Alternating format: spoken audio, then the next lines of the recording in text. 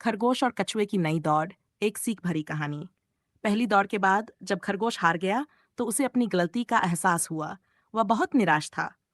मैं इतना तेज था, फिर भी हार गया। ये मेरी लापरवाही की सजा है, वह खुद से कहता रहा। लेकिन वह हार मानने वालों में से नहीं था। अगले ही दिन वह कछुए के पास गया और जोश में बोला, कछुए भाई, एक बार और दौड़ लगानी होगी। इस बार मैं कोई गलती नहीं करूंगा।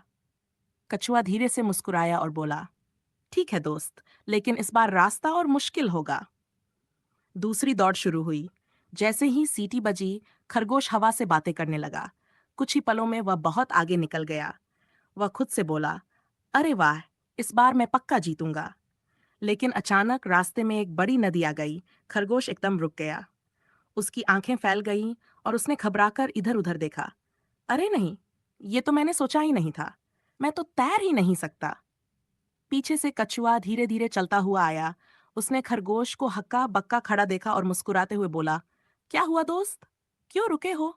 खरगोश मायूस होकर बोला, मैं इस नदी को पार नहीं कर सकता। कछुआ बिना कुछ बोले पानी में उतर गया और मस्ती से तैरता हुआ आराम से नदी पार करने लगा। खरगोश बस खड़ा देखता रहा। उसकी आंखों में निराशा थी।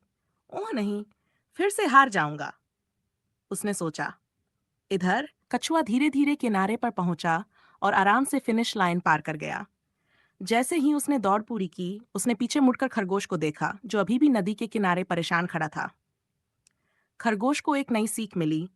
थोड़ी देर बाद जब खरगोश को कोई और रास्ता मिला और वह दौड़ पूरी कर पाया, तो वह कछुए के पास आया और झिंप कर बोला, कछुए भाई, तुम फिर जीत गए।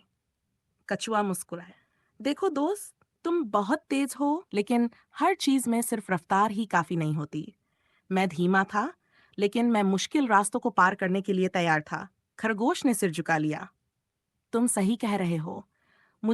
मुझे लगता है कि अकेले जीतने से बेहतर होता अगर हम दोनों साथ मिलकर दौड़ते।